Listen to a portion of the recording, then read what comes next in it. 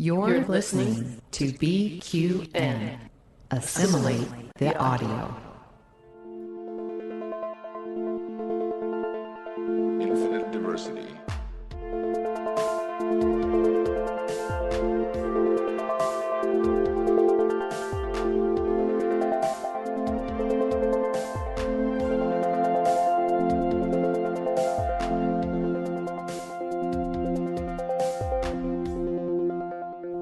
Live long and prosper, and welcome to Infinite Diversity, a Star Trek Universe podcast here on the BQN Podcast Collective. I'm your host for today, Chrissie, and joining me is my co-host, Thad. At least I think it's Thad. It looks like Thad. I need some communication here. Are we sure it's Thad? You look kind of haggard. Do I look like a zombie? Well, I was trying to be nice, but, yeah, you got a little bit of a zombie thing going on. I assume it's just some kind of communication and that you're not actually zombie. I don't think I'm a zombie, but I'm hearing things that no one else can hear, and, that's usually not a good sign. Ooh, yeah. Yeah, that can be tough. That can be tough. All right, and joining us today also is Donny Winter of Growing Up with Godzilla and Restitching Tapestry. Donny, how are you doing today? I am doing quite well. How are you both doing? It's great to be back. Thanks for being on. I'm doing all right. All right, and before we jump into our topic for the day, we'd like to take a moment to thank our Patreon patrons who make this show possible, particularly our associate producer, Carl Wonders. Listeners, you can hear your name listed as one of our associate producers for a monthly subscription of just $10 at patreon.com/BQN. And with a monthly Patreon subscription of just $5, you can join our meetings of the Hive Mind on the second Saturday of each month. Watch your Patreon messages for details. All right, this was a very full news weekend because it was San Diego Comic-Con weekend. Yay! We got all sorts of interesting information, and none of it from the actors. Yeah. Or the writers. And I think Paramount was really trying to make people forget the bad press about the actor strike this week at SDCC. I'm not sure how well that worked, but they certainly tried. If Twitter is any indication, it did not work because I swear everything they posted, it was just people going, you should pay your writers. Where's Prodigy? Yep. Why aren't you paying your writers? Why aren't you paying your actors? Yeah. And even the people that were, and then a ton of people praising those old scientists and also saying, this is proof that those actors and writers need to be paid. Yeah, so part of the Tawny Newsome sent out, and you retweeted it. Oh, that was and I retweeted so it, good. This could not, I don't think this could have been written by AI. Yeah. And I'm like, yep, dead on. Dead on, right. Girl. That was so good. Ooh. Mm-hmm. Yeah, so just if you're one of the, handful of Trekkies who's been living under a rock and didn't know this, and we will forgive you if this causes you to pause this recording and then go watch it. They released episode 7 of season 2 of Strange New Worlds early on Saturday. Those Old Scientists, that's the one with the crossover between Strange New Worlds and Lower Decks. They screened it at STCC, and then an hour or so later it was dropped on Paramount Plus for the rest of us. So that's really cool. We really enjoyed what I shouldn't say it, speak for other people. I really enjoyed watching it. But yes, you can speak for me. I enjoyed watching it too, repeatedly. Yes, same. I'm obsessed with it. I'm obsessed with it. We will not be covering that this week because Paramount, decided to, throw a wrench in the scheduling, and we had already planned things out. So next week you'll get 2 episodes where we will talk about Those Old Scientists and episode 8. But this week we are talking about the first episode that aired this week, which was Lost in Translation. But before we get to that, there's a few more news things from San Diego Comic-Con. So one interesting thing is that Paramount is going to be releasing some promotional animated shorts. They said there's going to be a bunch of them that'll touch on most of the shows. Specifically, the ones they've announced so far is one... Oh, and we should say these are done in the style of Star Trek the Animated Series from the 70s. There's one featuring Jonathan Frakes as Riker. There's one featuring Doug Jones as Saru. There's one featuring Armin Shimmerman as Quark. And we know there's one with Neelix, but we don't know if Ethan Phillips is in it or not. These look fun. I hope they also do some women characters at some point. Oh, that's a point. That would be nice. Didn't catch that. I'm sure they did. I can't imagine that all of these shorts are just about one character. I'm sorry, I will always complain about Twitter. My my favorite thing. You're supposed favorite thing to. in the That's what discourse it's here for. is that someone else commented on this, and I saw multiple replies saying, "Oh no, it's one man and 3 aliens. Those aliens are still men." And they're still played by human men, even Right. Like, not only are the characters male. Jesus H. and it's like, if one dumb person said that, sure, but it was like 4 or 5 people said that, and I'm just like, what in the world? I really, really want that to be a few people who all thought of that joke and didn't realize that anybody else had said it and really thought that they were being original and funny. Possibly. I want to think that. I don't think that's the case, but I want to. Probably not the case, but you do whatever you want to cope. Exactly. I just saw a brief thing about this. Is this involving any of the people that have been randomly doing these with episodes of Trek? I don't Pieces know. of episodes of Trek? Because those have been going on for a while. Yeah, because I'm going to look up the name of that because, it's a Yeah, studio I just that thought does of it right now, I mean, it's actually. not... this is just fan work. It's not like a real... It wasn't involved, associated with Paramount at all, but... Paramount didn't feel the need to shut it down. Right. So couldn't have been that. Well, I think it followed the fan film guidelines by being a certain length of time, etc., etc. No, I just wondered it Right. because I just remembered that those existed, and I wondered if they were involved. If they weren't, then that's an oversight, I feel. But maybe they were inspiration. Gazelle Automations is the name of the company that did those, and Okay. if they are, we probably won't find out until much later. True. Yeah. But they look interesting. This is because this year is the 50th anniversary of Star Trek: The Animated Series. Yay. Also, Paramount can focus on animated things because animated things aren't covered by the strike, so they can still make them. Did these short Trek things exist? Short animated Trek things exist 4 weeks ago? That is a wonder, 3 very weeks good ago. question. I mean, they certainly could have. We know things can move slowly. absolutely they could. And that's certainly possible. It is, it's not like the strike suddenly made it the 50th anniversary of Star Trek: The Animated Series. Yes, but this is true. it is also entirely possible, especially because it's not like they're done. It's not like we got a trailer. All we got were 4 images of characters. It is entirely possible they're like, oh crap, we can't film anything live action right now. We need to make something for Star Trek, and they rushed and got this done. That is also possible. I would not be shocked in any way if that's the case. Yep. Somebody who does some animation, does some drawing, got told they had to work over last weekend. But that doesn't I'm make not me any less surprised. happy about it. I still think it's going to be fun. I'm totally into it. Because Yeah. this is, I've been on record before saying that I really enjoyed the short treks, and I think they should do more of them. And this seems to be sort of something in that vein. So I'm looking forward to it. Yeah. There's somebody that was involved in this, I think, that was involved in the commercial for Trouble with Edward, right? Yes, I saw the name, the and person I can't who's think of what yes, it is, it's the person who made the Tribble commercial for Trouble with Edward is also doing this. There was someone else involved that I don't remember, but yes, that is correct.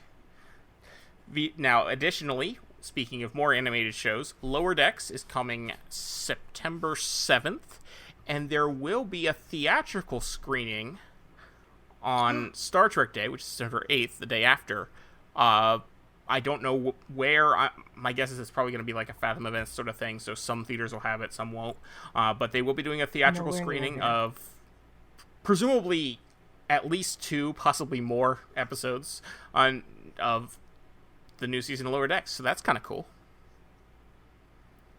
I love that they've been doing this. They need to do it more. Yeah, there were like those it's been creating a lot of IMAX hype. screenings of the finale of Picard, which I unfortunately wasn't able to go to because It was in like 5 places. So. yeah, and I mean one of them was there was one it was one of the Maryland suburbs of DC, which would have only been like an hour away for me to get to, but it was, a night that I worked, so Of course. they did a thing where they sold. Well, actually, I don't know if they sold tickets. I think they were free. I think it was a free promotional event, as I recall. But the tickets were. Oh, I didn't know that. I believe so. Yeah, because this is the only way they could have done this. They gave out more tickets than there were seats because they wanted a full theater. Ooh. Yeah. Do that. Right, which meant, and they were telling people, if you want to be there, you need to show up early. So it was like, well, I can't do that. So, oh well.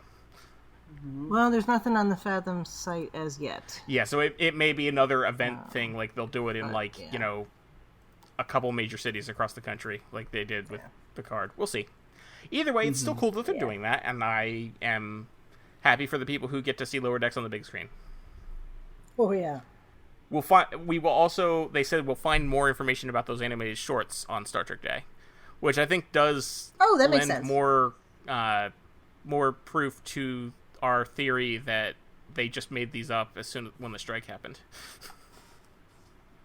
I would not be surprised. And you know what? Even if that is the case, more power to them, because they got somebody they're thinking ahead of how can we deal with this. So I'm okay. This was probably dreamed up. Oh yeah. It was probably dreamed up by somebody who was not in a position to say the thing we should be doing is paying more. Right. So you have somebody who is saying not to pay more, telling somebody else who probably should be paid more, think of something to do to account for this. Right. Yeah, and the people that work on that, the animators and such, they're not covered by the union. They're not specifically... Animated work and the voice acting also for that. Animated work is governed by SAG, but it is a different contract than the strike is currently covering. So the regular actors of SAG can still do voice work for animated projects. Interesting. Strange New Worlds, as we said, those old scientists dropped this week, and they're pushing the rest of the episodes up. We're not getting a week and a half without Star Trek. We are getting episode 8 on the day that we all thought those old scientists was coming. So it's coming on the 27th, and then we'll get episode 9 on the 3rd, and then episode 10 on the 10th. We don't know anything specific about episode 8 other than but episode 9 they did a trailer for at SCCC. Episode 9 is Subspace Rhapsody, and as we have been speculating for weeks, it is in fact confirmed. It is a musical episode, and that trailer was magical. The trailer is magical. I got so emotional. I'm not gonna lie, I got so emotional. Every gay atom in my body has wanted a Star Trek musical for a decade, so it's finally happening. Yeah. No, listeners will know that I love musicals and I love Star Trek, and I believe they are two great tastes that will taste great together. So I am super excited for this. I'm gonna reserve judgment. We have enough excitement to share around. I will say this, okay, because people, we all spend too much time on Twitter. But yes. People have been saying, like, oh, this is terrible, oh, this, that, or the other. And it's like, you know what? All Trek is good Trek, but there are episodes that I don't go back and watch with any regularity. And I'm okay with that, and everybody else needs to be okay with that. And if it's just, it's fine. And they're doing different stuff. I mean, it's good that they're doing experimental stuff. Right. That is absolutely, they need to do experiment. Fantastic. Because are all of the experiments going to work? Probably not. But if you don't experiment, you never do new things, and you never find those things that do work, like those old scientists, which we will talk about next week. But spoiler alert, we loved it. Well, I think experimentation is just like the sign of a healthy franchise, honestly. Yeah. When you're willing to like look beyond like what's derivative, what's easy to do, right? Because we've done it before. Like that experimentation is necessary, I think, and is a good sign in my opinion. Absolutely. Yeah, I mean, you can look at how well DS9 did with straying from the quote unquote norm They didn't do it because they were all up for experimentation because they were a super popular show. They did it because nobody was paying attention to them, but it worked just the same. Yeah, I love that for DS9 got to do all sorts of wacky too. stuff because the studio only cared about Voyager.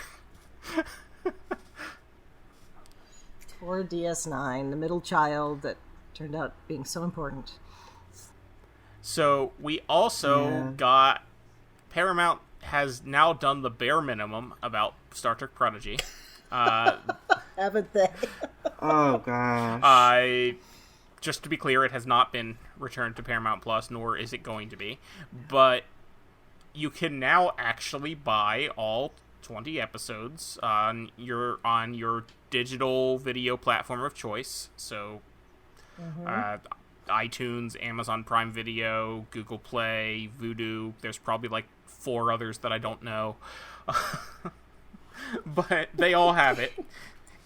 And the Blu-ray is coming out in September.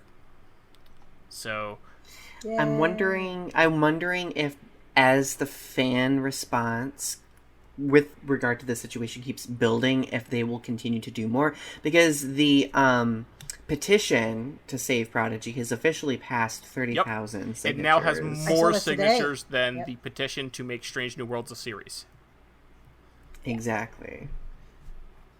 Yeah. So, and that one worked. So it carries weight, and we think that, and we've also heard that Star Trek Legacy might be a thing potentially due to a. I don't think we'll get a Legacy announcement for a very long time now. Especially not with even longer now. Yeah. But it's been seen. That's the thing. The way that Metalis talks about it, it's as if it exists. Yeah, but he can't say that. You know. Let's manifest it. Yeah, and if anybody has the power to manifest it, it's the guy who's a showrunner. So exactly. Yeah. Well, and he has specifically called for fans to talk about it because he knows that would get noticed, like happened with Strange New Worlds. So So that's exciting. I think that's most of what was covered at SDCC, as far as I'm aware. We got the Lower Decks trailer. Yes, and the poster. Mm-hmm. Yeah. And we got in the tradition of the movies. And we got to see a 5-minute clip from the first episode of Discovery Season 5. Yes. Oh, I missed that. I saw the little little behind the scenes blurb. Here's some scenes, but I didn't see that. I have to. Yeah, it looks good. It's really good. It does look good. I'm looking forward to it. Yay!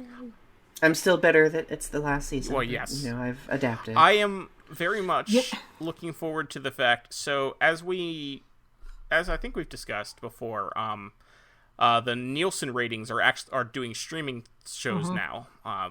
It started this year. They hadn't done it before. And 2 episodes of Picard made the top 10 for streaming originals.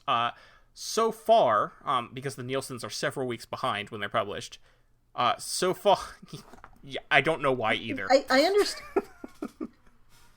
Because apparently it's still 1985 and they have people filling out books and sending them in. What the hell? I have no idea. But so far, the 2 weeks that Strange New Worlds that have been released so far for the Nielsen's, Strange New Worlds has been on both of them, which I suspect that means the first 2 episodes of Strange New Worlds. I suspect it is highly likely that all 10 episodes of Strange New Worlds will make the Nielsen top 10, which is interesting because there were so many people saying that Picard Season 3 was the biggest new Star Trek ever, and more people were watching than anything. And a lot of people certainly were watching it, but I think more people were watching Strange New Worlds. I think so too. Yeah. No, I think Strange New Worlds is the most popular Star Trek show. And that's not just because I love it so much. But that doesn't hurt, yeah. Yeah, so that'll be interesting. I'm looking forward to when Discovery Season 5 comes out. The first season of Discovery since Nielsen started doing this. And Discovery episodes hit that top 10. Because that was one of the things that the usual suspects on the internet who believe that, any Star Trek made after 2005 is the worst war crime you could imagine. Woke Trek. Yes. Except for the one with the white male captain. They seem to like that one. That's okay. That's fine. That one's fine. Well, that white male captain has too many women on his ship, though. Discovery is just a bunch of gays in space. I mean, it is. But I love it. It's fantastic. I know, I'm here for it. That's why I love Discovery. But also, like, even then, the main character of Discovery is very much not gay, so... Absolutely. Oh. But also very much not a white man. Well, yes. Anyway. There is that.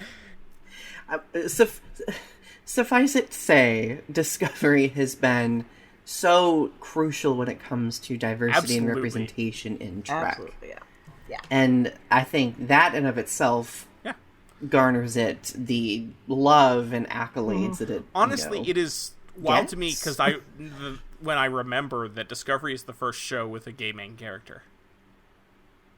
Yeah. Because like it feels like at this point there have been gay people on Star Trek forever, but it's really only been 6 years. Right, yeah. No, it's true. Oh, well, what I was trying to say with that is, I'm looking forward to when Discovery makes those Nielsen ratings, because its major detractors have always said that no one is watching Discovery except a few hardcore fans, and I'm really looking forward to them being proven wrong. Yeah. Me too. And I've really been enjoying the people who are like, see, Discovery didn't get these kind of ratings, and people saying to them, because they weren't taking the ratings. Yep, and that has definitely happened. I've seen that. They were talking about that with Picard a lot, saying, oh, well, this is proof that all new Star Trek needs to be just like Picard. No, it doesn't. No. All new Star Trek should not be just like anything. We should have different shows that do different things, because that's how it thrives. Yep. Absolutely. We, if we're going to take over the world, we need a lot of different types of Trek. A lot of different types of people. Mm-hmm. I'm trying to, think of a evil laugh or something like that there. But, take over the world with which is why we also loved Prodigy. #save Prodigy. Yeah. That'll be interesting. They got picked up for some Emmy nominations, right? Or did that get announced yet? Yeah, they did, so it always makes me think of... At the time that it was picked up, there was no way to actually watch the Emmy-nominated episodes. Mm-hmm. Mm-hmm. Do you remember the show Monk? I do. With Tony Shalhoub? Yeah, okay, so Monk was on for a season, maybe a half a season, and then it got nominated for best... It must have been best drama. I don't remember. It won an Emmy. It was either Tony Shalhoub won the Emmy or the show won the Emmy, and they had canceled it in the meantime, and then TBS scrambled to bring it back. It was USA, actually. So, USA, excuse me, you're right. So maybe we'll have a Monk situation with that. In my ideal dream world of denial and delusion...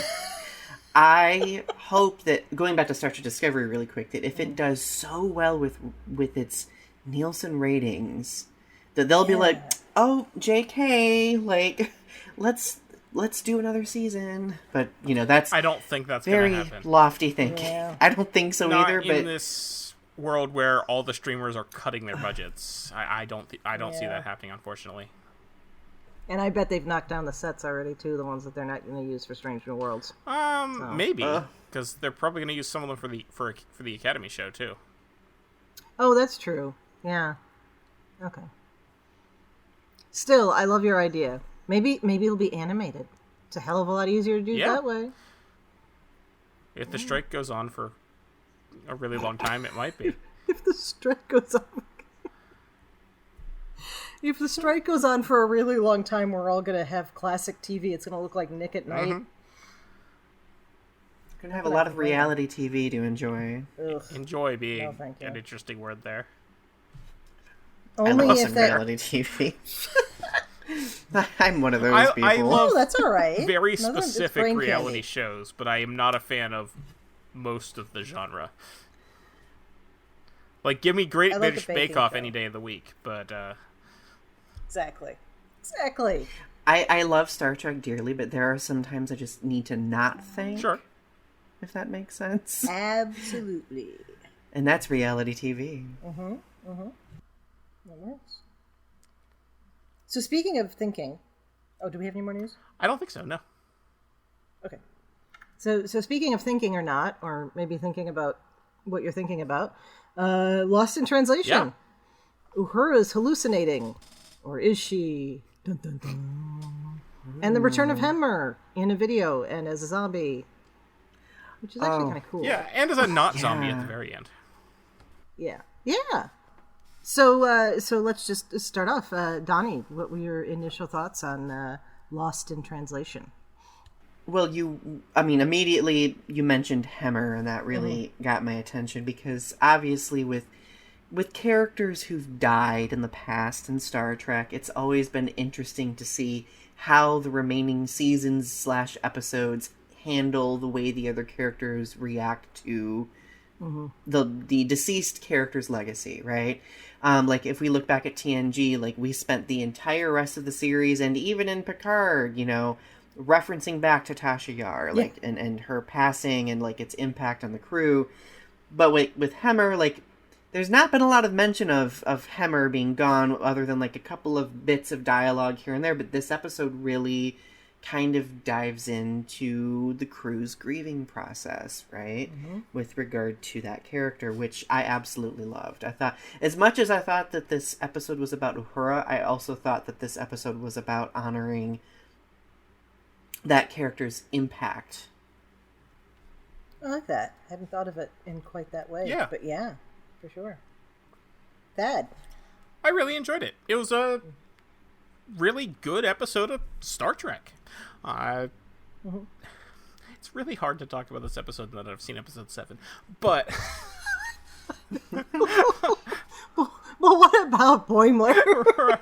Right, exactly. But I actually kind of feel bad for Steeler Rose Gooding and everybody, that the effort that went into this episode that is going to get overshadowed. And I feel bad about that. So I'm going to do our best to not diminish.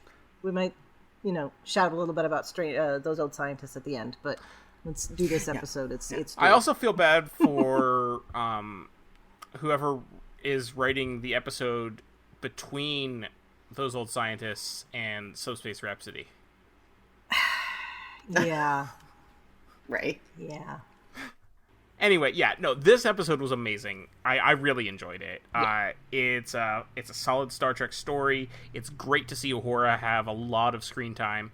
And I also want to shout out to Paul Wesley as James Kirk, coming back again and still rocking that role.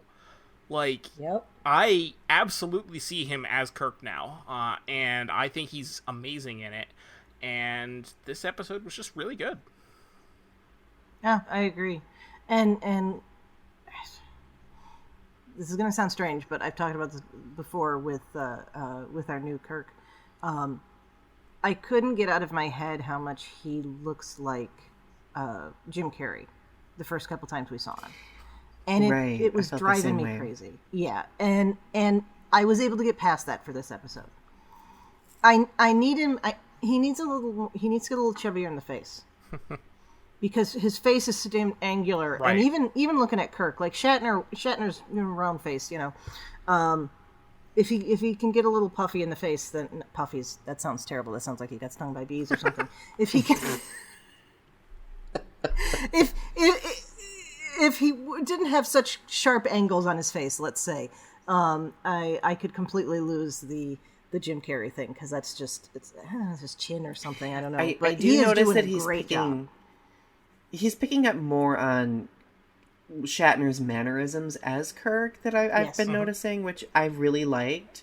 Like the wincing, the like double take sometimes, and I'm just like, okay, like I'm seeing it. And we do have to remember, this is the first time, other than the little 2 minutes on the comm, that we're actually seeing our universe's Kirk. Yes. So it is entirely possible, and maybe even plausible, that Paul Wesley was intentionally leaving those keeping those mannerisms, keeping those elements aside for when he was playing this Kirk, as opposed to the other ones. So maybe that's why we're all feeling better about him, or feeling like he's, embracing it more, because it's more of the Kirk we know. Yeah. That's certainly possible, yeah. So we start out with a stellar nursery in a nebula, and Uhura's seen lots of nebulas, but this one's special. It's going to be a deuterium refinery. Yay. Woo, deuterium. Deuterium. They talked about that in Oppenheimer this woo, week. question Everybody go mark. see Oppenheimer. Yeah, okay.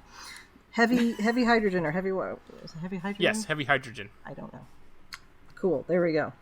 So the startup's been delayed by months, and here we are with Pike and Kirk ship. I'm just calling it Kirk ship. It's the Farragut, right? Mm-hmm. Yeah. I'm calling it Kirk ship.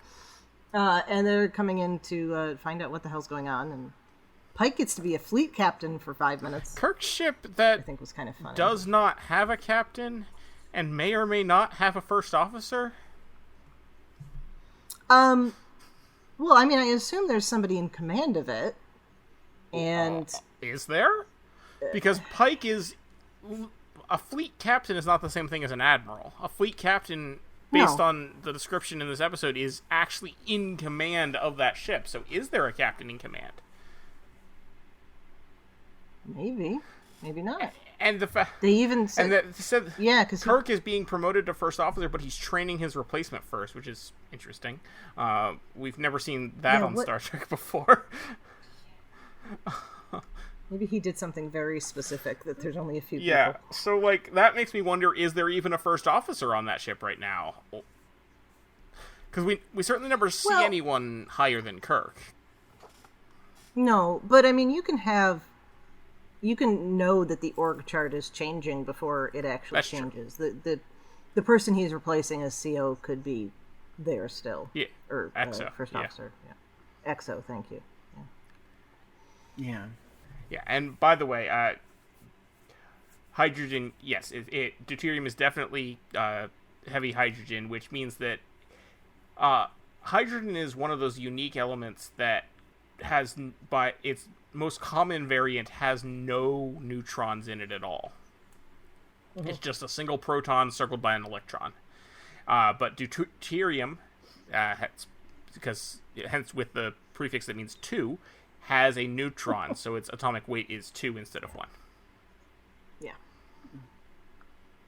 Cool. Anyway. I vaguely remember things from chemistry and physics, and I thought so, but I looked it up to be sure. There is... Oh, no, I'm glad you did. There is also tritium, which is hydrogen with 2 neutrons. But that's, I assume, very rare. Yeah. That sounds like... That's super fission thing. Anyway. I have no idea. Right. Okay. So we have this kind of a, it doesn't present itself as a mystery at the beginning. You're just kind of like, oh, sounds like there's some incompetent people that are supposed to be running this, this gas station, as it's put, which I love. And then we're going to come in and fix it. And then it turns into a mystery. But we get the first note of something weird going on, maybe with, Una and Pelia, when we get that back and forth between them on the refinery, and I think possibly, no, I'm not going to say that. I was about to say it might be the first time space hippie has been used on Trek, but I can't remember if the actual space hippies in the original series were referred to as such. I don't believe so. I don't think so they either. were, but I wish they were. Would have been fun. But yeah, so there's tension between them. What do we think about that conflict there? I mean, we do find out a little more about it as time goes on here. But Well, like, to me, they're both strong personalities, right? They like, obviously, Una, is very much, I mean, she's first officer, so, like, she calls the shots, right? And Pelia, because she used to be a teacher, right? like highly regarded in her field, she's like, no, this is how things should be done. So like I think it seems natural that they would butt heads. Yeah. Nobody in academia is like that. You never run into that at all. No. Now, what I find interesting is, if we skip ahead to the end of the episode, we find out that this is because Una is harboring some resentment for Pelia for replacing Hemmer, which is interesting because we see Hemmer's entire stint on the Enterprise in Season 1. We see him when he joins the crew, and we see him when he unfortunately leaves the crew. And admittedly, we are not watching the crew of the Enterprise 24/7, so plenty of things can happen off screen, but we never see a meaningful scene between Hemmer and Una in Season 1. No. Right. No. That did kind of throw me off, too. And I'm wondering, we don't know a whole lot about her prior career, so... But I know this can't possibly... I mean, it's definitely not the first time she's lost somebody under her command. It can't possibly be the first time she's lost a department head. Sure. You know, yeah, there's something else going on there. Maybe we're going to find out more later. I don't know. But yeah, that did seem strange. I did appreciate the moment with Pelia there. And I'm so glad to have a fellow teacher here for this one with you deserve that C. You gave me a C. No, you earned the C. That was good. It was so I had to funny. bring that up. But she also turned it into such a wholesome moment, though, too. Oh, yes. Like, okay, so, like, Pelia just reminds me of a chaotic Guinan, kind of, like a long-lived... Oh, I like That's that. an excellent description, Yes. Right, and she also has, like, a type of, like, wisdom, too, which I appreciate. Absolutely, that, yeah. Like, sometimes, like, she pulls through, like, the comedic exterior just to be like, here's a little seed of wisdom for you, because I am Space Hippie Mom, here to give you a morsel of wisdom. Yes. It's not because of the C, but if you want to keep saying it's because of the C, I won't argue with you, and that just is perfect. Because she's letting her deal with it in her own way, in her own time. And have you also told someone that a former student who is now dead was one of your best students when they weren't really? No. I don't think so. I can't recall. Although, I am now thinking back to see if I have heard that any of my students have passed. And statistically, I've been teaching for 12 years. Surely been a few of them have, yeah. Yeah. Especially since you started teaching before the pandemic. Oy. Yeah. Ooh. Actually, when you take that into account, yes, I do know of students who've passed. Same. Yeah. Anyway.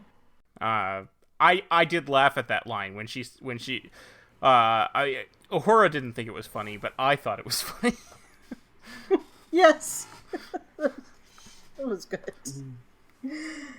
Right. So, we'll come back to the station, because, of course, the conflict between Pelia and Number One becomes irrelevant to the plot. But first, let's talk about Uhura is hearing things, and then seeing things, and then Zombie Hemmer. Ooh. That was a terrifying scene. Yeah. Like, in the turbo lift. Ooh. Oh, yeah, because you're stuck. You're completely stuck. Anybody that watched Walking Dead, like, a decade ago, there's a scene where one of the characters gets killed when he's stuck in a revolving door. Oh, yeah. And that was the first thing I thought of. Which is just kind of... Ugh. I was laughing at that because I haven't watched Walking Dead in like a decade, so yeah, that works. This is it. That you remember, right. Yeah. The fact that they took such a, like, beloved character and one who people are grieving over and turned him into, like, a terrifying zombie monster, like, that was dark. I liked it. Yeah, and it makes sense once you realize what they're trying to do. Yeah, exactly. I mean, in universe. But I love. Yeah. But I love that we didn't know that right away, because I was expecting a zombie episode after that. Particularly when there's the people laying in the hallway and one of them gets up, you know. And I just, ooh, yeah, we're going to have a zombie episode. No, we're not. Cool, okay, this one's even better. So, Pike gives some good advice. You're supposed to burn the candle at only one end. I've never taken that advice myself, but, you know, it's a good idea. She reminded me of somebody in grad school. She reminded me of myself in grad school. You were burning the candle at that both ends? whole, like, yeah, burning the candle at both ends and working. Isn't that most grad students? That's what I'm saying. That's the impression that I or the feel that I got from her. Well, and it all came down to her wanting to prove herself, right? Yeah. Like, I think one thing that we've seen through her character development at this early stage of Uhura, like, she, like, doesn't feel like she belongs, right? Mm-hmm. Which is something interesting about communications officers, because I remember Hoshi Sato in Enterprise also going through this, too. Yeah. Mm-hmm. And I'm just like, okay, these parallels? Interesting. I hadn't thought of that. Hoshi Sato, you know she spoke 86 languages? She did. She did 3 papers about her while she was in school. Right. Yeah, I know we'd be talking about it. Sorry, next Somebody's week. going to be playing catch. No. I can imagine somebody's listening to these like years from now, which would be really freaking awesome if somebody is. Please, like, find us on whatever social media exists at that time and tell us that you're listening to something be from X, this year. the new version of Twitter, since that's apparently what Elon wants to do to Twitter. Oh, have you not seen This this? is news to me. Yeah, Elon wants to rebrand Twitter as X. That's like because when they rebranded. Yeah, taking a very well-known brand and changing it to something else is absolutely the right move to make. Yeah. Were you gonna say New HBO? Coke was so good. No, I wasn't gonna say. HBO would have been a better example. Political junkie historian brain. I'm like, oh, that's like when they rebranded the mercenary company as Z, and I can't think of what the original mercenary company was. I have no idea. I've never heard of Z. All over Iraq. Oh, Blackwater? Blackwater, yeah. I did not know that Blackwater is now Z. They rebranded themselves as... Oh, wait, maybe it's not Z, maybe it's... It's like when Comcast started calling themselves Xfinity. Yeah, and Charter called themselves Spectrum and all of that. Yeah, Z Services, XE. Okay. Rebranding is exhausting. Yeah. Unless you're Prince, then it was totally justified. Yeah. I mean, if they want to name it the social media platform formerly known as Twitter, that would be hilarious. If that happens, we just need to all refer to it as that. Yeah. Yes. Anyway, I completely lost track. People listening to this episode years from now will be confused at our continued mentions of the next episode while talking about this episode. We're like in a wormhole, and I love it. Yep. Although, come to think of it, a person who's going back and listening to old Star Trek podcasts probably knows exactly what we're talking about. That's fair. Oh, absolutely. Because why? If 10 years from now someone is listening to old Infinite Diversity, it's not because they're watching Star Trek for the first time. Highly unlikely. unlikely. Love our riveting commentary. I hope so. Absolutely. We deserve to be kept for all eternity. All right, so she goes to sickbay, like you do, and we get a diagnosis of deuterium poisoning, and which can cause hallucinations. Prescription for go to sleep. Yeah. Which did it occur to either of you that this started happening before she was in the nacelle? Not until Uhura mentioned it. Me either. Yeah, I mean, I think she like heard like those audio distortions before. Yeah. Well, that was what's there. Yeah, those like the hallucination thing I think was definitely after the. Oh yeah. Yeah. So, what they I thought was. don't think deuterium poisoning is a real thing, because if you Google it, you just get references to this episode. Well, we haven't visited this nebula yet. Right. Well, yeah. Right. So, Mbega tells her to go get some sleep. She can't sleep. She goes to get a drink and meets Kirk, and then... Oh, we didn't even talk about Kirk and his brother, too. We'll get to that in a minute. But, yeah, so she meets Kirk and accidentally ends up punching him because she thinks she's fighting herself. And here we have Kirk. Yeah, we had the nice exchange there because she had blown him off in the bar by saying that she didn't want to be hit on right now. And so then when she punches him, he's like, I said I wasn't hitting on you. It was really funny. I like that. I'm hoping we're seeing we're going to see more of the Kirk that isn't the womanizer, that is the actual Kirk. The Kirk that we actually saw in Star Trek, as opposed to the Kirk that society says we saw in Star Trek. Exactly. And I think we're going to see that he's doing other things.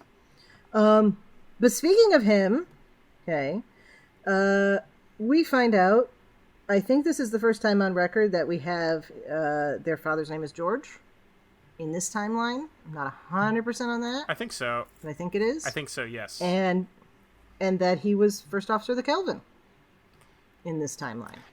That one I'm very sure. So, yes and no. Okay. Well, I guess he would have been because the ship. Yeah, so technically speaking, we see George Kirk as first officer of the Kelvin in the prime timeline before the ship comes through the time rift. But even if we're not counting that, in Equality of Mercy, which is a different timeline, then true, but not when Kirk's father when Samuel Kirk was first officer on the Kelvin was before the timeline split in Equality of Mercy. And we have when Pike asks Kirk to tell him about himself, he says, "My father was first officer on the Kelvin," which that was before the timeline split, because that timeline didn't split until Pike was captain of the Enterprise later. Yeah. So technically yes, but also technically no. Yeah. Technically is the best kind of phrase.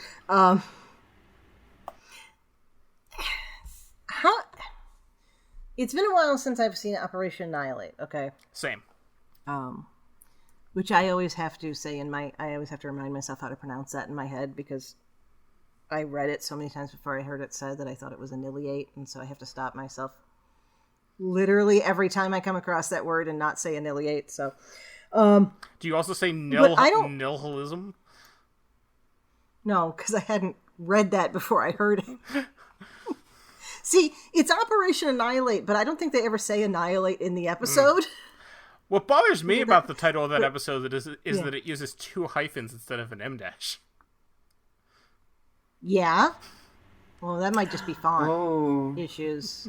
Yeah, I'm sure it was. It was a typography issue, but it is technically, it is officially, because that's what's on the title card, 2 hyphens. Yeah. Ooh. Yeah. Okay. I know, right?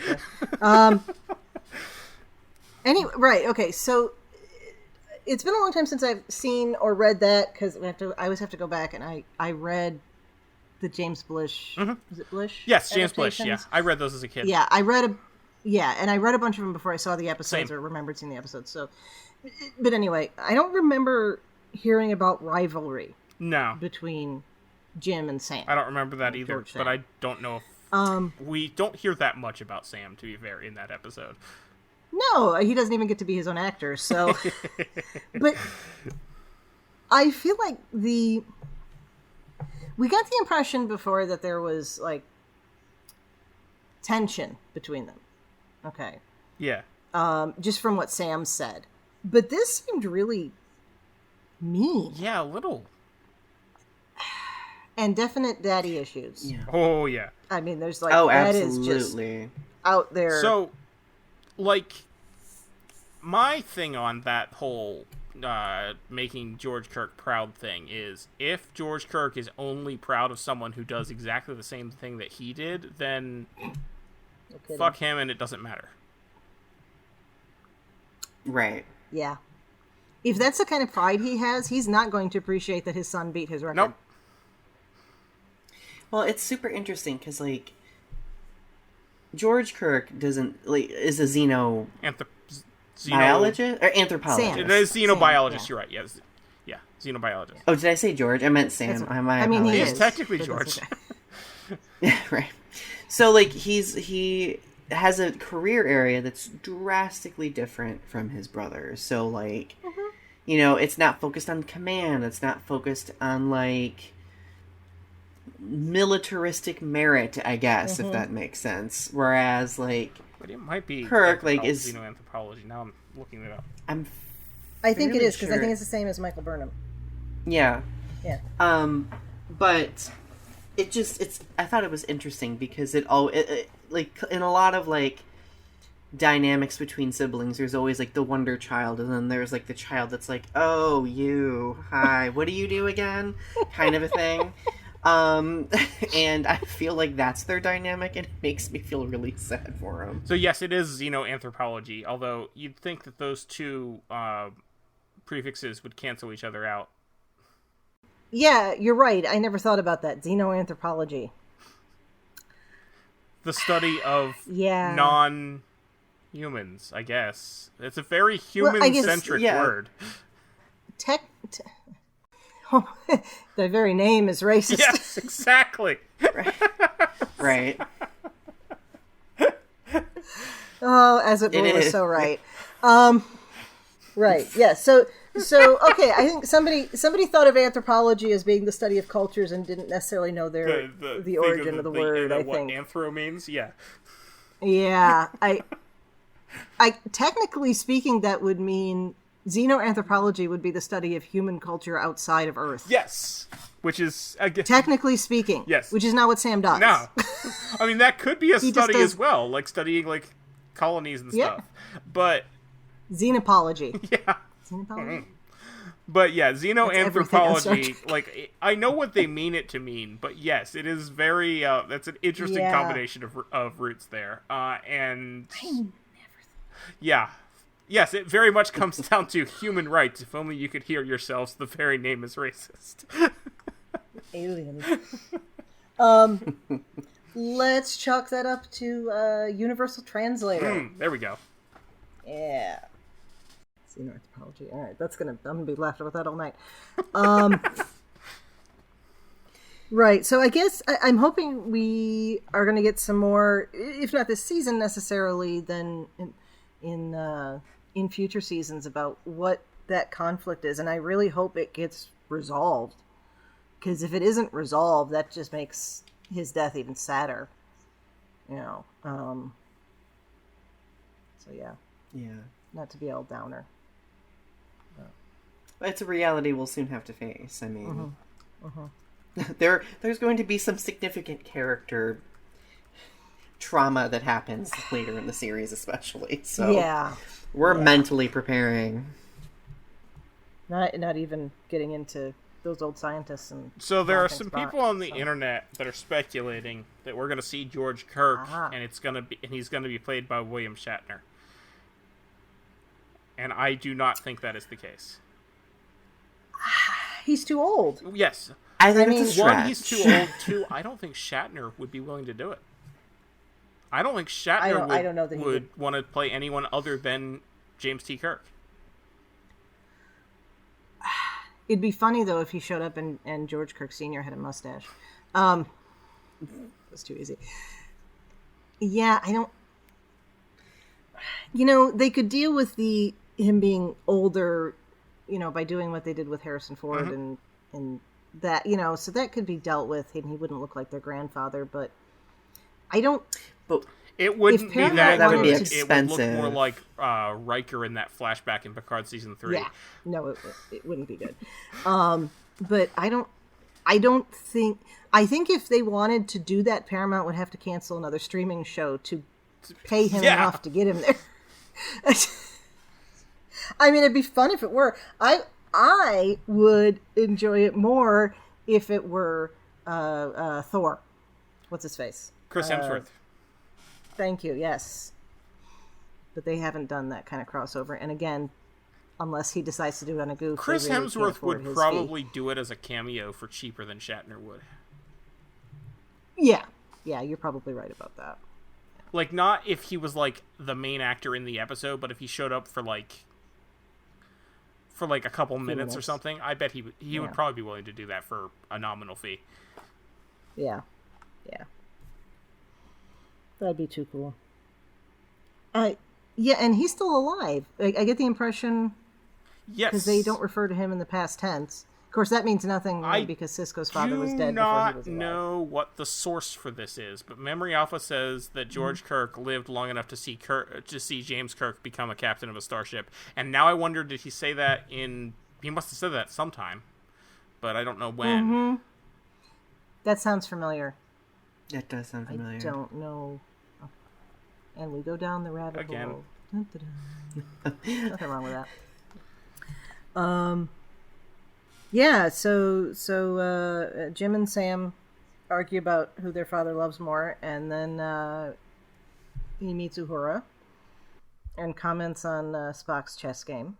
Oh, I noticed. Oh, okay. Go ahead. Memory Alpha says that we learned that in the Voyager episode Q2. Okay. I'm now looking up the script to Q2. All right. There was a scene where Icheb in Q2 is reciting a report on James T. Kirk, and I think it was during his little recitation of his report. I just watched Voyager. Okay. Wow. Oh my god. I bow to your knowledge, Donny. Wow, that's... Yeah. I love Voyager. Okay, yeah, Let me I'm tell looking you. at the script from Q2. It is literally the cold open is Icheb reciting a report on Kirk. Cool. Yes, and then... Go you, Donnie, remembering that. Oh, thank you. I can't remember anything else but that. Yeah, because then... I know how that is. I can't remember day-to-day things. Yeah. What'd you have for lunch? I don't know, but Icheb talked about Kirk's dad. Yeah, because then the younger Q shows up and says that he would have failed Icheb for that report because Kirk may have been a human, but he had pizzazz. The report made him sound as exciting as a Vulcan funeral dirge. That was funny. Oh, I'm kind of sad that we won't get to see him as a younger Q. Unless he decides to, Keegan does. Unless he retires from his the State Department. job. Yeah. Because how fun would it be to have him and Ed Speleers? I'm not sad. I'm not amazing. sad that we're never going to see Manu Intiraymi as Icheb, though. Oh, gods, no, forget that. He didn't need to die, but we don't need to see Manu Intiraymi. I mean, I honestly love that, because he was doing that whole Twitter campaign to get to show up in Picard, and then they killed him off as a different actor. That was amazing. And he brought it on himself, but that's a whole other thing. Go back and listen to The Line to hear my thoughts on that. Wow, that's taking it back a bit. That is taking it back. That's 2 networks ago and 2 other hosts. Right, so he's talking about Spock's chess game, which I love because that follows up from the previous episode with the alternate universe. And then he ups Uhura. Okay, so we're back to where it was before. This is an interesting way to make the connection with them. Did you, in watching the original series and all of that, do you feel like Kirk and Uhura have a particular friendship? No. Ever? Yeah, I don't either. And I like that they're adding it. Yeah, I'm fine with them adding it. I can't think of a single scene in which Kirk and Uhura have any sort of meaningful conversation in TOS or the movies. Aside from Plato's Stepchildren. Yeah, but that doesn't count. Around the kiss. Yeah. And the films, The Search for Spock, I know they have some scenes where they interact together. but not yeah, like it's personal not, it's between the two fleeting. of them so much as them both saying, "Oh, we're doing this for Spock and McCoy." Like, yeah. Mm-hmm. Yeah. Yeah, no, Plato's stepchildren. So that's cool. Yes, because there are some lines that are actually Uhura talking. Yeah, you're right. Okay, Plato's stepchildren is the only thing that I can think of. But it's only because of the circumstance Right. they're in, really, and not Mm-hmm. But so that's cool. So we're gonna learn more with that. And then he meets Pike, And I love. which supposedly he hadn't done. Well, no, this is fine. Did you not? Did you not know about this? Well, he says he met him once. Am I about to right? blow your mind? Okay, so Go for it. I've been talking too much last chance anyway. remember this episode, Pike is technically in command of the Farragut and the space station and was given the rank of fleet captain for this episode. The line from the menagerie is that Kirk met him once when he was promoted to fleet captain. Yep. That's a deep cut. That, you know what? They did that on purpose. They That beats my absolutely HF did that speech. on purpose. Somebody did their homework.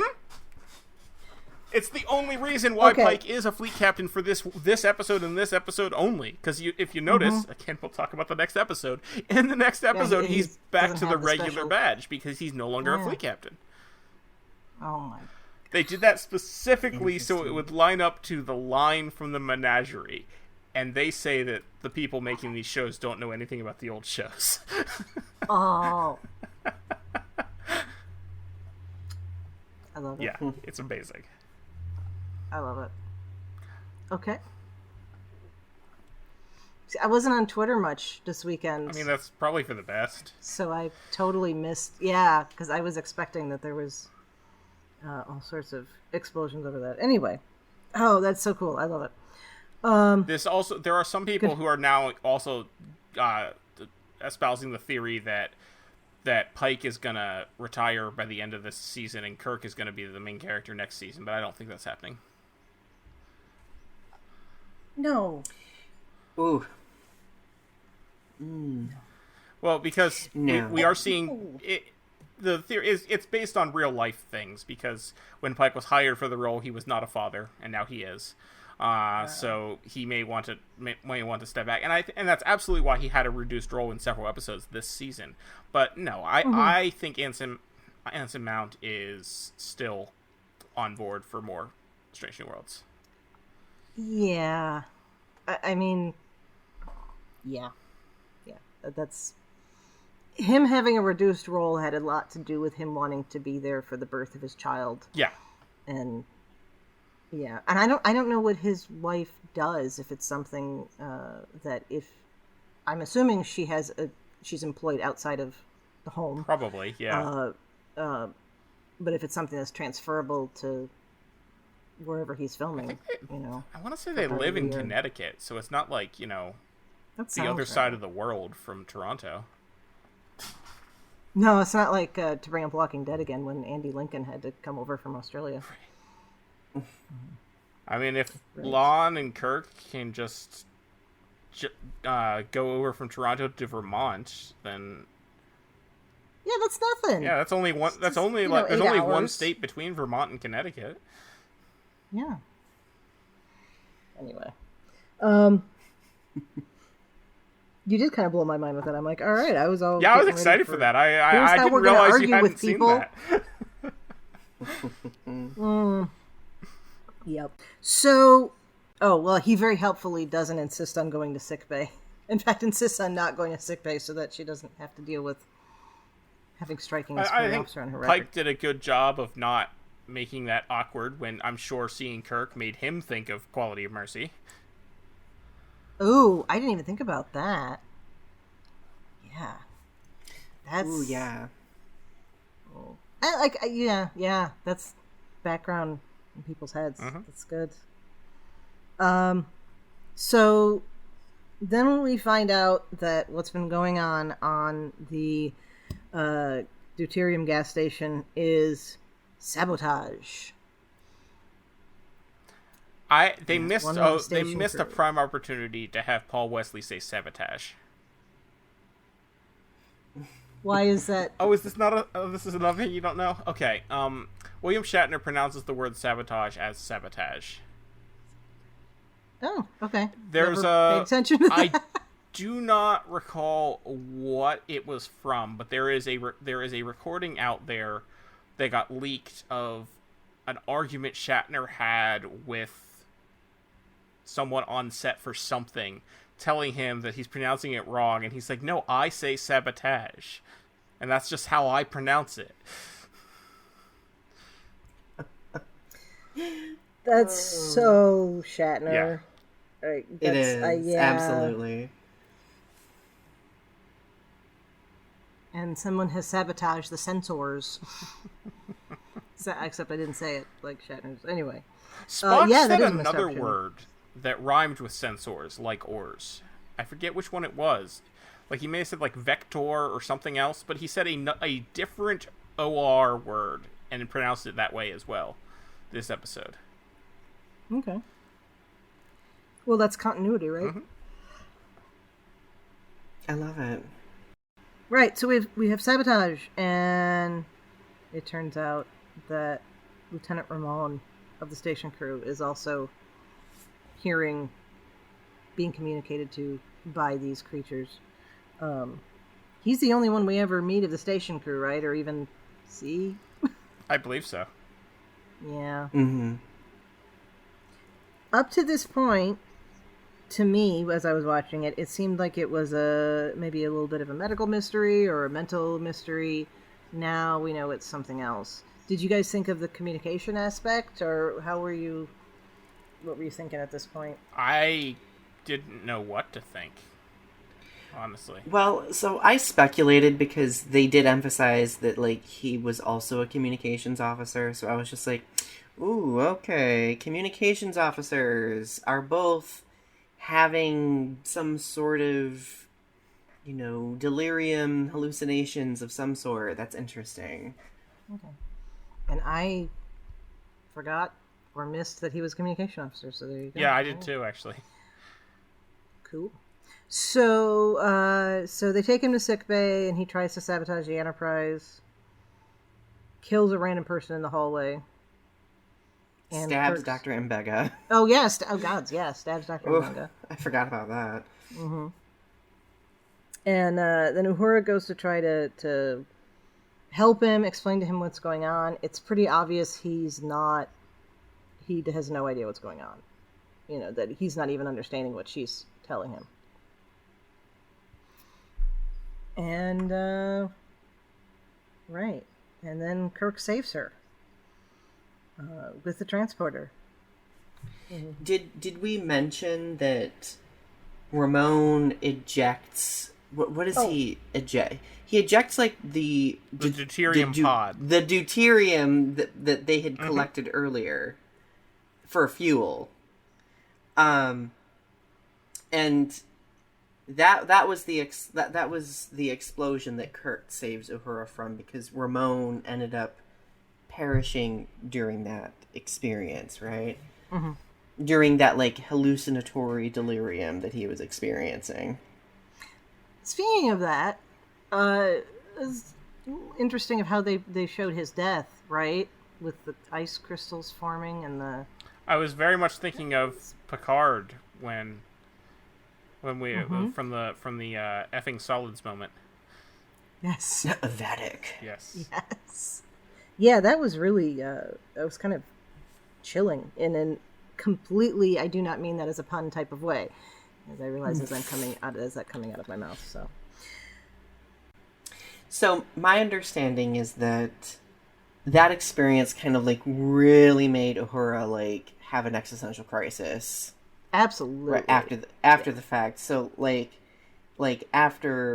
afterward, like, I really appreciated the development between her and Kirk's character, because, like, they then have, like, a conversation where she's able to kind of, like, open up about, like, all the loss that she had experienced, and, like, between, like, her parents dying, and then, like, Hemmer, like, dying, and that, like, it kind of made her face the reality of what facing death is like, right?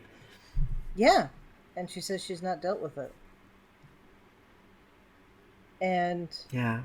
Yeah, and so then I connected that with, of course, Wrath of Khan and Kirk. I've never faced death. I've cheated death. I've tricked my way out of death and patted myself on the back for the ingenuity. Yeah. Which is... I think you can make it a little connection there. Even though, again, Uhura is not in that scene. I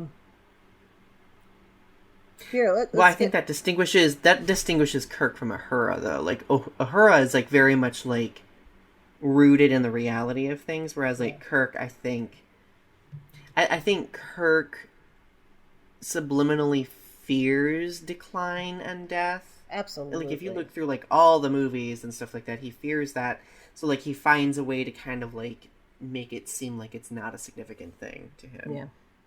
Oh, yeah, I was just making I was referring back to how they didn't have many important conversations. Oh, right. But, no, I mean, you're what you're saying is absolutely correct. I was just trying to make it joke. No, I loved it. So, let's get heavy for a moment.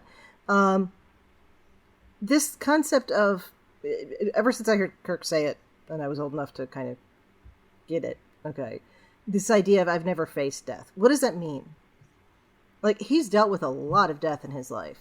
As a commanding officer, as members of his family, as friends, and, I mean, what does that even mean to face death? I think he's never faced the reality of his mortality not being infinite, right? Like, like, he's not faced the fact that, like, at some point there will be an end, right? To Jim Kirk. Like, yeah.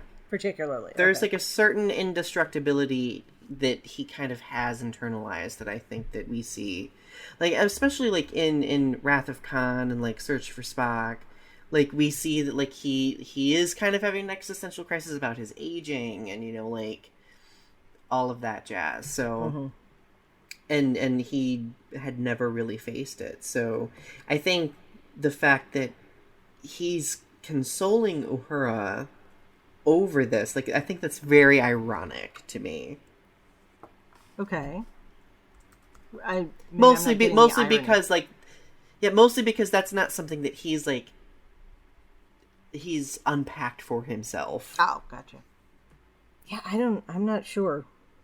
What do you think, Thad? Yeah, I don't know. Get philosophical here. Yeah, I think I agree with Donny.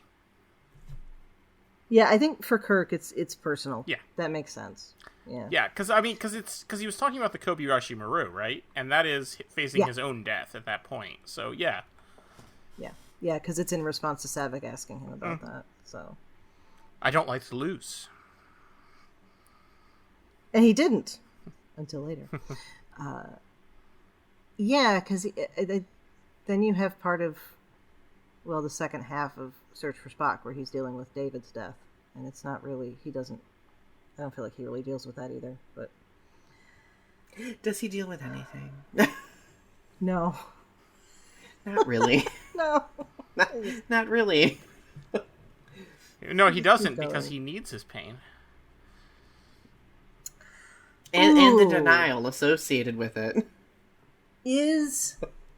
See, that's even more philosophical, because can you come to terms with events in your life and dealing with them emotionally and psychologically and still have them be painful and still recognize what they do for you as a person, how they make you who you are?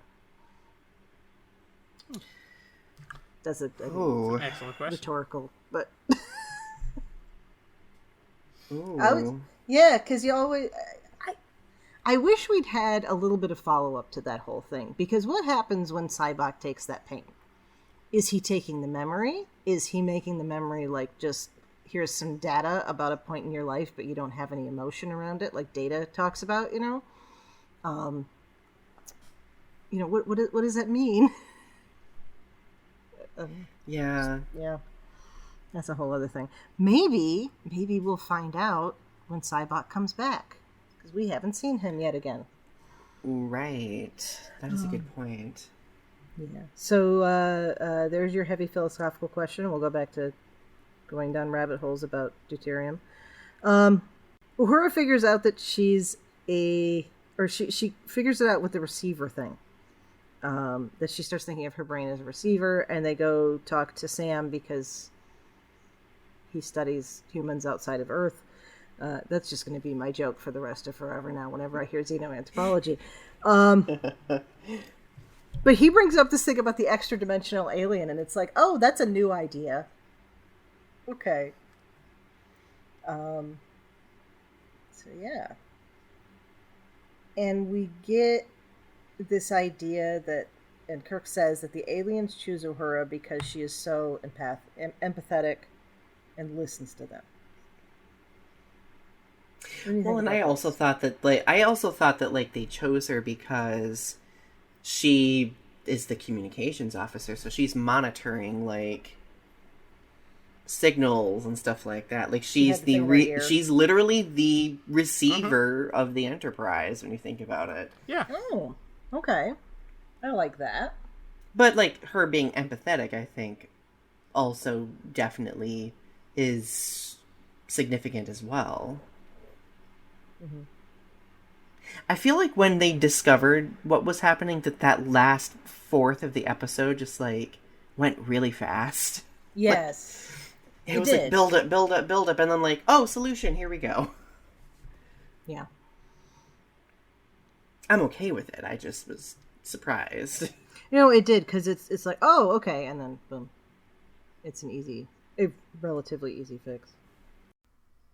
The most recent Strange New Worlds novel, The High Country, we have Uhura getting stuck on this, well, everything else is going on this planet. She gets stuck alone, and there's this, like, flame entity that starts following her around, and she calls it the empatherm because it changes intensity and color depending on how she's feeling. And this just makes me wonder if the author had access to some of the prior scripts, or some of the scripts that were upcoming.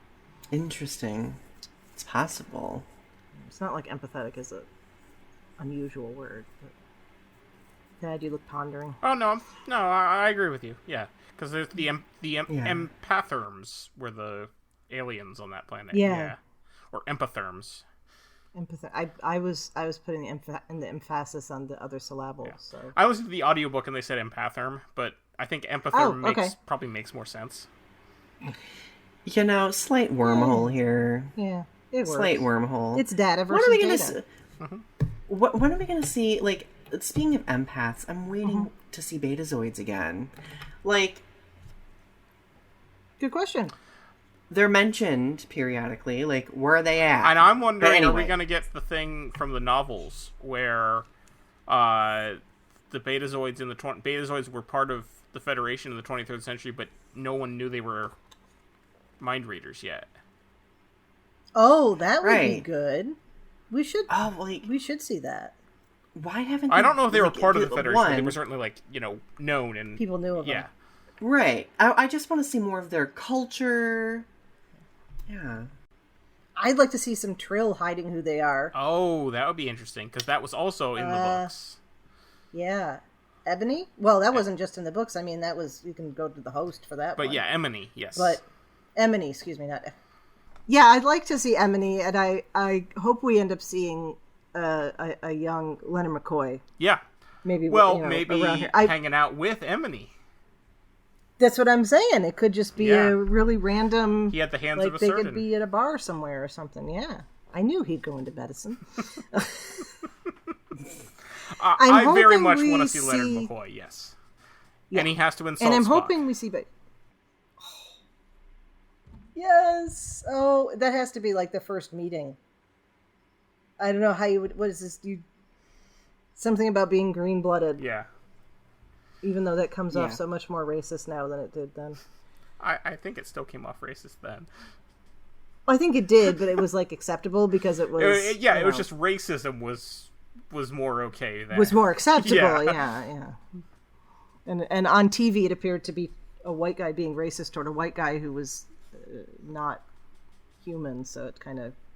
They could kind of sweep it under the rug at the same time they were talking about the people with half black and half white faces.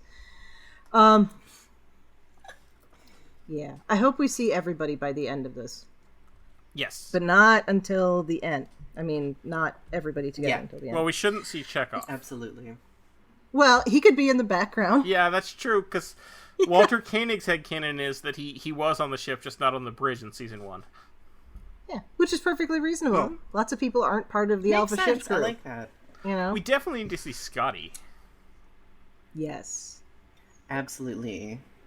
I want to see Scotty and Pelia working together. Because, like, Bones is more complicated because we know that there's at least one other doctor between Mbenga and Bones. Oh, yeah, that's right. Oh, the one from the cage. Well, not the one from the cage. right? No, the one from where No Man has gone before. Right. Then Bones takes over right afterward. But like, I mean, Scotty could be on the ship right now. In fact, he was in the Discovery novel Enterprise War. Oh. He was. That's right. He was on the ship. Yeah. Well, the ships have multiple engineers and doctors, exactly. so like that could easily be explained, right? Yeah. Plus, Bones could just be on a starbase or something. Around.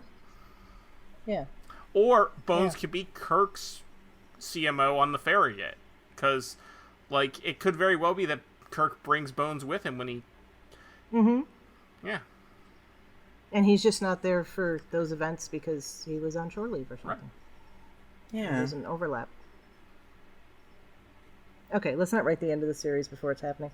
I will say somebody on Twitter said several weeks ago that the series is going to end with Paul Wesley and Ethan Peck walking into a turbolift and coming out as William Shatner and Leonard Nimoy, and I think that absolutely has to happen. I don't know who said that, but it is, yes, 100%. That just raised the hair on my arms. It did when I read it the first time. That has to be it. You go from one, and then you grab throw DeForest Kelly in there too, and that'd be perfect for me. Yeah, sure. I mean, all three of them in a turbo. There must be times where all three of them come out of a turbo lift onto the bridge. Oh yeah. I mean, there's gotta be. Yeah, there has to be. If not, they'll just use AI and make it because you know that's what's happening now. But they'll have to pay. They'll pay DeForest Kelly and Leonard Nimoy's family's residuals. Right. So they've been inadvertently collecting aliens in the nebula and imprisoning them. There's a Next Gen episode like this, and I can't for the life of me think of which one it is, and I should know. So you're saying Next Gen like this episode? But isn't there one where they're accidentally... Oh, There's you know a what Voyager I'm thinking episode. of is... It reminds me of... It's like Heroes and Demons, the Voyager episode, where they are also collecting samples from a nebula and inadvertently hurting an alien that is trying to communicate, but is not doing it in a way that they can actually understand, because what it's really doing is abducting people from the holodeck. Yes. Mm-hmm.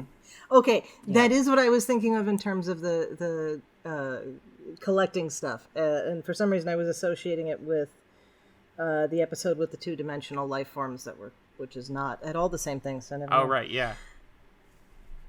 Right. So that's the main plot, and we talked a bit about Kirk, the Kirks. We get a little bit going on with Spock and Chapel. How are we feeling about this continuing? What is their ship name? Spapple? I think it's Spapple. It should be Spapple. Spapple. I don't... Croc? It shouldn't be I don't Chalk. know how I feel about I don't that. like Chalk. No. So Spapple, No. I think, is the... I love it, Spapple. Yeah. But anyway, okay, so I'm actually, like, I know there have been some people who have been, like, critical about, like, Spock and Nurse Chapel, like, you know, falling for one another. But, like, I think what they're doing with Spock and Chapel is that they're trying to justify why Spock was more emotional prior to the original series. Like, that we see in the case. So, like, why is that? What happens to make him choose his Vulcan heritage over his human, right? So, and I think, I really think they're building up to that, and I think that, unfortunately, Christine's going to be the, you know, the person to do that. Because remember, something is going to provoke her to leave and what's Corby? Who's her fiance's name? Corby. Yeah. So like he's already been mentioned, right? So yeah, I'm okay with it. I like it. I like that we get more meat to their relationship, to their dynamics that we see in the original series, and it's just being fleshed out now. So yeah, I support Spapple. I like their relationship. I don't know how I feel about Spapple. Specifically the name Spapple. Yes, very specifically that is their shipper name. But I can't think of anything better at the moment, so we'll go with it. I went down a rabbit hole of reading tweets from people that I really shouldn't read tweets from. Oh, gods. And apparently it's a thing for the people that hate Strange New Worlds as, being an insult to canon and whatnot. They refer to Chapel as Church because she's not really like Chapel. She's someone else, so she's Church.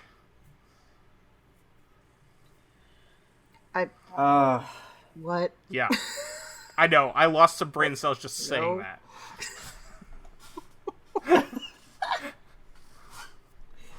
I can't. No.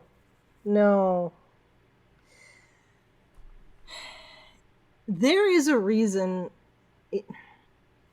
I feel like we don't see enough of her to really comment on what her personality is like, other than she appeared to be head over heels in love with Spock on the original series, and a fairly competent nurse. That's the information we get about her.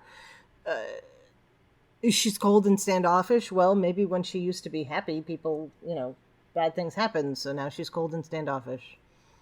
But she still tries to bring Spock soup and herself. I think so that's why. In the original series, there's something kind of like regal, poised, and like just regal and poised about Chapel. So I think that like whatever she ends up doing, like getting engaged to Corby, pursuing like a specific area of her career, like I think that that's going to drastically like change like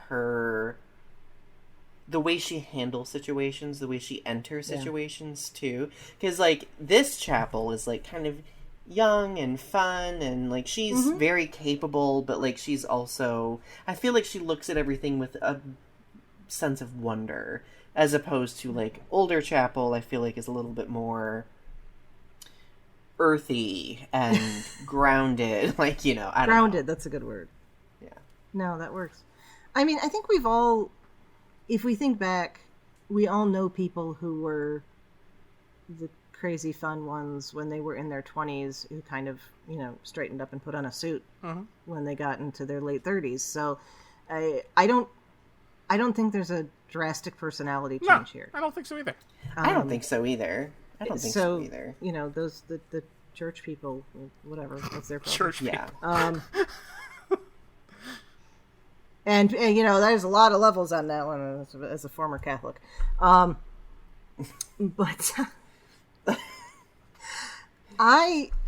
so when we were watching this episode, I had to pause it because when she's playing chess with Spock, I noticed that I thought she was wearing a pinky ring. Okay, but I was talking to my sister about it, and she says that's one of Jess Bush's tattoos. But I thought it was a bit of an homage to DeForest Kelly's ring that he refused to take off. His uncle's ring from the First World War. Oh! I don't know if you ever noticed that he wears a pinky ring. I don't think I did, no. Yeah. I didn't notice this either. I don't remember not every day where you I learn read new Star Trek finger lore. Especially about the original series. Yeah. Like, I mean, we all know about James Doohan's missing finger, right? Yeah. Yeah. On the beaches of Normandy, because he's a badass. My favorite thing is his autobiography calls that chapter Giving Hitler the Finger. As well it should. Oh, I love it. Yeah. So I don't remember where I read about it, but this ring he had from his uncle, who he either got it during World War I and he died during World War II or something like that, or he died in World War I and it was passed down to him. But Roddenberry didn't want him wearing it, and he said, "No, I'm not if you want me to play this role, I'm wearing this ring. That's all. I'm not doing anything. So apparently it's got a stone on it. He made him turn it over. That's where they compromised on it. But yeah, he always, from anytime you see him as Bones, he's wearing that ring. In fact, anytime you see DeForest Kelley, period, right. He's wearing that ring. So I thought that's what it was, but apparently it's one of Jess Bush's tattoos. So that is a random rabbit hole that actually didn't turn out to be anything. But an interesting point to make. Yeah, which I thought was cool. And I thought it was interesting, too, the little bit of discussion we get between Kirk and La'an about the ideas of dealing with what Starfleet being the needs of people who aren't your family versus what your family needs. Mm-hmm. I thought that was a really nice connection for both of them in very different ways. I'm very intrigued by, a lot of the season, the audience has to sit with, the knowledge that the characters have about other people, but they don't reveal that knowledge to them, obviously, for various reasons. And La'an is, a very interesting situation, right? Where, she has, these intense feelings for Kirk, but, alternate timeline Kirk. Mm-hmm. So it's,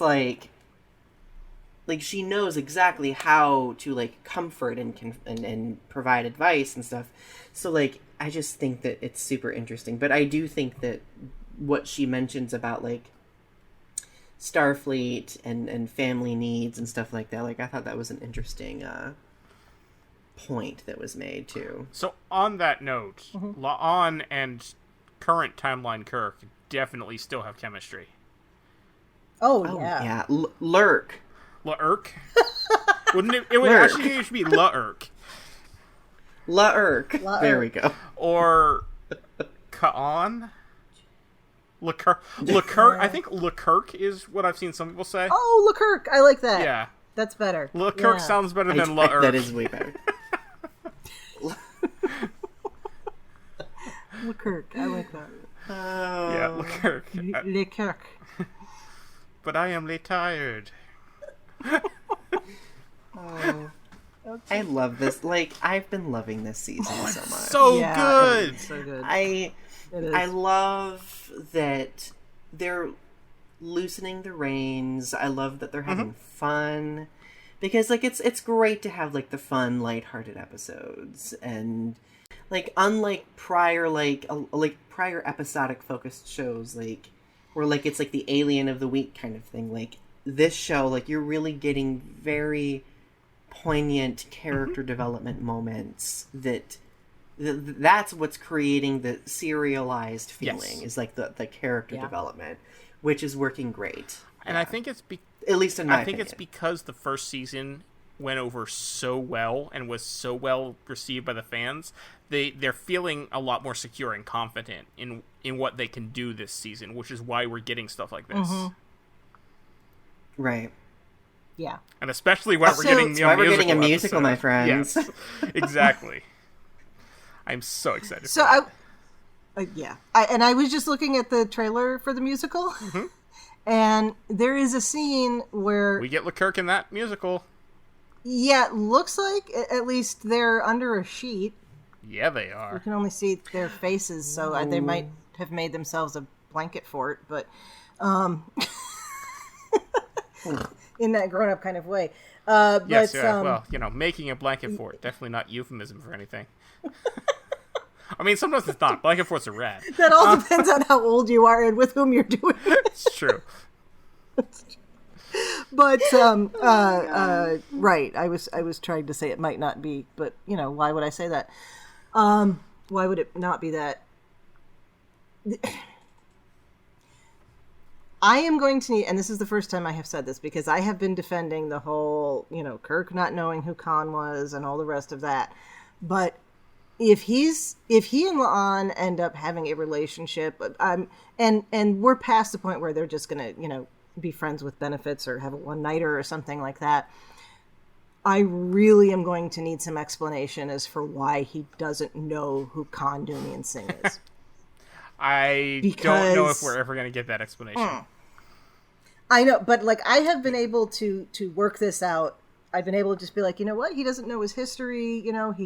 He works tangentially with this woman who was on this other ship. They've spoken a few times. You know, she worked with his brother.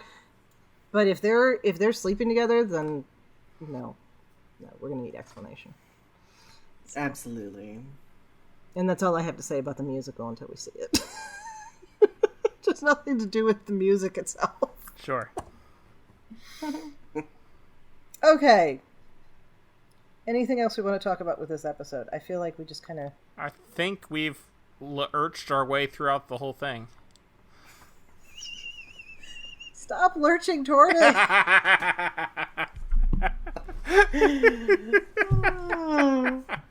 Okay. My final thought. I loved this episode. It was very, very good. I love Uhura-centric things, because in the original series, we didn't get a lot of that. Yeah. Yeah. Mm-hmm. Agreed. We need that. Yeah. And I love just getting into next week's episode, or the next episode that is supposed to be next week's episode, the relationship that we have with the Black women cast, and how that is relevant to Nichelle Nichols and the inspiration that comes from Nichelle Nichols. And then you have all... It's just... I feel like it's just feeding into itself in such a wonderful way. Mm-hmm. It's very meta, and I love it. Yeah, yeah. And like Tawny Newsome talks about that in the Ready Room for Those Old Scientists. So, yeah. All right. This was a great episode. I hope in the future that it does not get lost in the... this is the episode before Those Old Scientists, and that's in the way that, like, The Most Toys gets lost as the episode that's ahead of Best of Both Worlds. That's the only one I could think of off the top of my head, you know? Right. Yeah. I think the discussion of it certainly absolutely is getting lost, especially because Paramount dropped Those Old Scientists 2 days after this episode came out. But... Okay, yeah, that's true. But yeah, but in future viewings... I think in future viewings, no. This one will... but I do think episodes like this, or the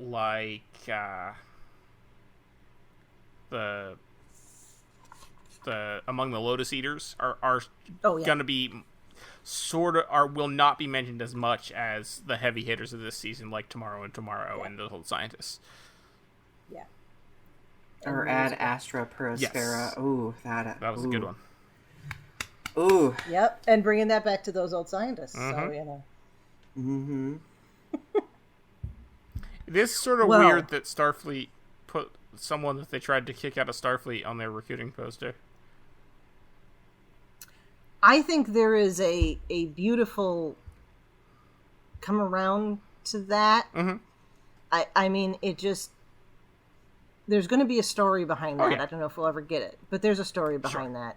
Anyway, on that note, Donny, thanks so much for joining us today for this very random discussion. Where can listeners find you online? And what work would you like to mention? Well, thank you for having me here. Thank you for always dealing with my chaos. I appreciate it. You did not. Plenty of the chaos comes from us too. That was us. I have some degree of chaoticness, and I love it. So you can find all of my stuff on my YouTube channel, Donny Winter, DONNY, and then Winter is in the season. I have 2 podcasts. One that's super nerdy. It's called Growing Up with Godzilla. Like, it's kind of self-explanatory. And then Restitching the Tapestry is another podcast that I do about, like, pop culture, current events, LGBTQ plus issues, and upcoming work that I can mention. You just published a book, didn't you? I had a book that got published back in November. So my latest book, Casting Seeds, is out. I do make frequent Star Trek references in many of my collections of poems. So, like, there you go. Excellent. Like, go check them out. I didn't mean to interrupt you if you're going to say something else. I just wanted to make sure you got your book. Oh, no, that was it. Thank you, though. Thank you. I was trying to think of something. Thad, where can people find you when you're not trying to figure out why you're getting into a fight with yourself in the hallway? Best places to find me is probably Twitter, or maybe X. I don't know. I am at Tyrannicus. Site formerly known as. TYRANICUS. You can also find me under that username on most of the Twitter alternatives. You can hear me on the podcast that I do with my friend Carl called License the Spiel. That's license spelled with a C, like the British do it, where we talk about James Bond and James Bond adjacent things, and we get stray farther and farther from James Bond as we go. That's all right. It's spy stuff. Yeah. Well, yeah, we're probably going to start doing things that have nothing to do with spies soon, too, just because, eventually you run out of things to talk about. But we... Rebrand! Yeah. It's now the podcast X. Oh, God, no. Anyway, Chrissie, where can people find you when you are not telling your students they deserved that C? Ooh. No comment. I always tell students they get the grade they earn. I'll say that. I don't think I've ever said you deserved, because that sounds terrible, but you get the grade you earn. Yeah. All right, well, in addition to here on Infinite Diversity, you can find me on History with the Szilagys here on the BQN, that mostly twice weekly short history podcast that I do with my fellow historian partner, Jason. I'm also happy to chat about our shows on the BQN Collective on Facebook, and I'm on Twitter at the Goddess Livia. I'm also on, what was the one that dropped a couple weeks ago, Threads. The fact that I could barely remember what it was tells you how often I'm on it, but I'm there. And in those places, I post about Star Trek history and leftist politics. Don't forget all our other great shows on BQN, and here's Amy to tell you all about them.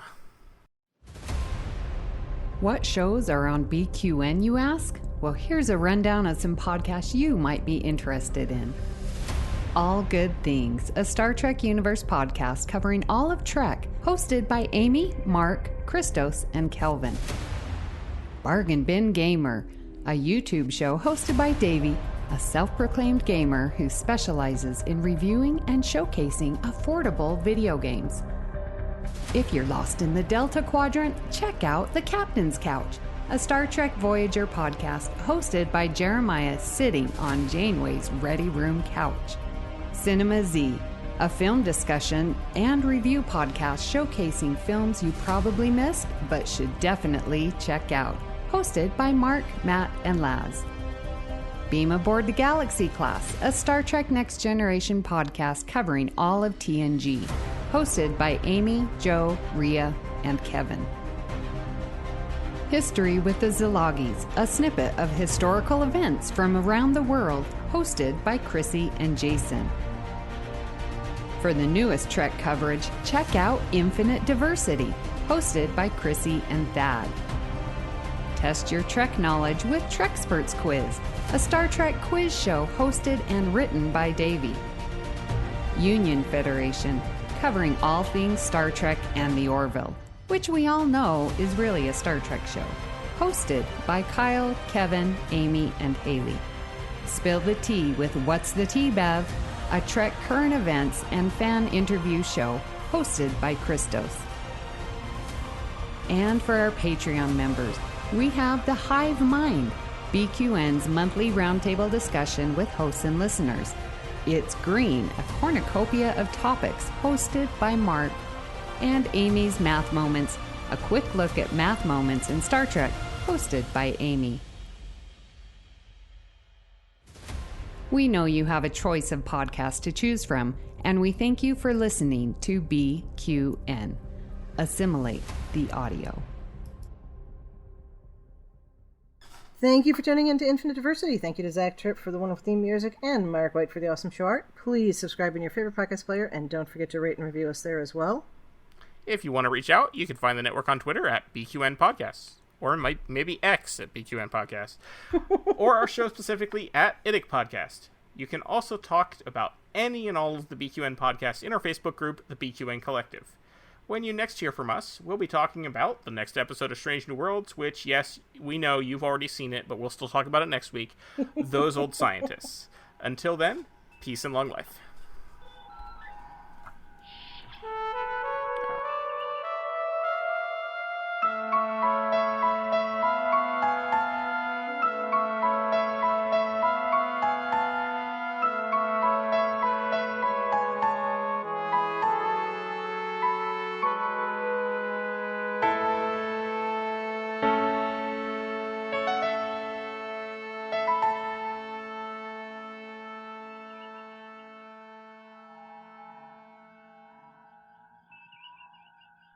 Right, but it got all delayed because of managerial difficulties. No, it was, how did they put it? I think it was like delegating work or something like that, wasn't it? That there was a turn of phrase that Pike used, and I'm just going to delete that anyway. Hold on, I'm bringing it up. Yes. Oh, okay. It wasn't managerial. It was. This is why we don't do a live show. I'm loving this.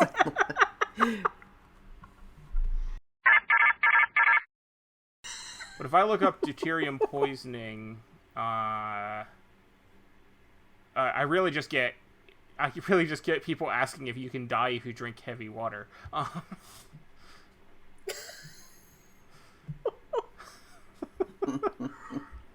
Oh, I don't know enough about nuclear physics. Okay, I'm sorry. Now I'm reading this. I need to know if you die if you drink heavy water. I don't. The answer is I don't think heavy water is actually heavy water. Okay, the answer is no, because heavy water is not radioactive. But if it was tritiated water, which is water containing tritium, as we talked about, or possibly it's possibly pronounced tritium, but tritium is a different element, I believe. So it is a form of heavy water which is radioactive. So it's extremely rare and expensive, so you're unlikely to drink it. But if you did, it would in fact kill you. That'll do it. There's some really, really, really rich person out there that wants a really unique way to commit suicide. There you go. I mean, but it's not that unique, because you drink it and then you just suffer the same symptoms as radiation poisoning that can be had more easily than drinking heavy water. Yeah. It's the principle of the thing. You put it in your note. I don't know. Is somebody writing a mystery novel out there? Idea. There you go. I mean, if I wanted to die of radiation poisoning, I'd, where I live in central Pennsylvania, I'd sneak into 3 Mile Island. Who's going to say you're close by? Ooh. I don't, to be clear. I mean, I do live near 3 Mile Island, but I don't want to die of radiation poisoning, so I'm not going to do that. Nobody wants that. Nobody wants that. I'm sorry, this episode is way off the rails. Yeah, it is. Sorry, Donnie. This is what happens when we record I'm entertained. Sunday I'm evening. entertained. Yeah, I'm half asleep. Okay, not that bad, actually. I'm half asleep and I'm, like, hungry.